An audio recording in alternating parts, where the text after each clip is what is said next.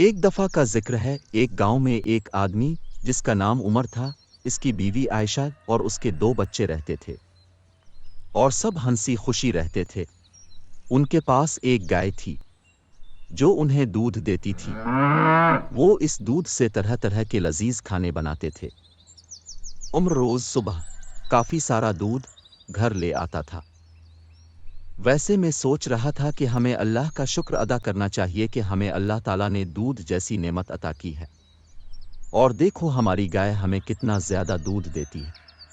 ارے ماشاء اللہ، ہم تو اللہ کا جتنا بھی شکر ادا کرے کم ہے۔ ایک صبح جب ابھی تک سورج نہیں نکلا تھا، عمر اور اس کی بیوی اور بچے ابھی سو رہے تھے کہ اچانک ان کے دروازے پہ دستک ہوئی۔ عمر سوچنے لگ گیا، اتنی صبح صبح آخر کون آ گیا؟ پھر وہ اٹھا اور جا کر اس نے دروازہ کھولا تو دیکھا سامنے ایک ان کی ہمسائی فاطمہ کھڑی تھی۔ عمر بھائی، اب کے گھر تھوڑا سا دودھ ہوگا، میں اور میری بیٹی بہت بھوکے ہیں اور ہمارے گھر کل سے اناج بھی ختم ہو گیا ہے، کیا اب کچھ مدد کر دے گے؟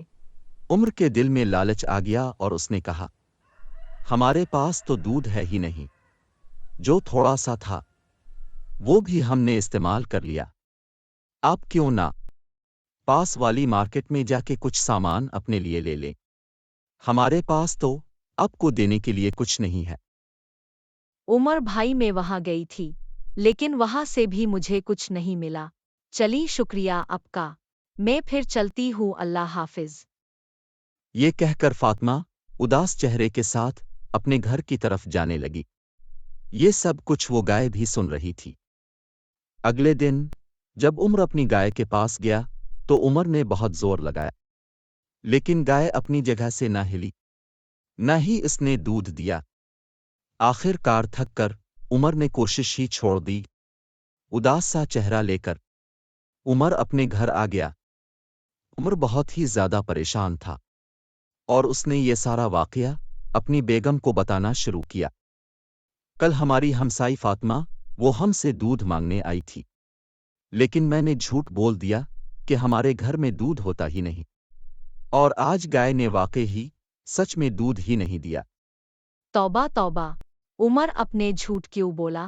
ایک تو وہ ہماری ہمسائی تھی اور بھوکی بھی تھی، اور اللہ تعالیٰ نے ہمیں اتنی نعمت سے نوازا ہے تو اپنے جھوٹ بول کر اللہ تعالیٰ کی نعمت کا ہونے سے انکار کیا ہے، جو کہ بہت ہی غلط بات ہے۔ اب کو فوراً اللہ تعالیٰ سے معافی مانگنی چاہیے اور جا کر انہیں دودھ دینا چاہیے۔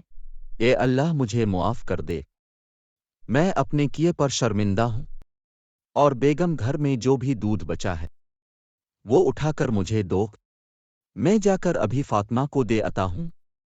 عمر نے گھر میں جو بھی دودھ بچا تھا وہ ایک بالٹی میں لیا اور اٹھا کر سیدھا فاطمہ کے گھر چلا گیا۔ وہاں جا کر اس نے دروازہ کھٹکھٹایا۔ فاطمہ باہر آئی تو عمر کو دیکھ کر حیران ہو گئی، تو عمر نے کہا، ارے فاطمہ بے ہون، میں نے اس وقت لالچ میں آ کر جھوٹ بول دیا تھا، اب مجھے معاف کر دیں اور یہ دودھ اب رکھ لیں۔ آپ اور آپ کی بیٹی بھوکی ہیں، اس دودھ سے آپ فی الحال اپنی بھوک مٹا لیں، میں روز آپ کو دودھ دے جایا کروں گا انشاءاللہ۔ اور اس طرح سے عمر روز فاطمہ کو دودھ دے آتا، اور گائے نے بھی زیادہ سے زیادہ دودھ دینا شروع کر دیا۔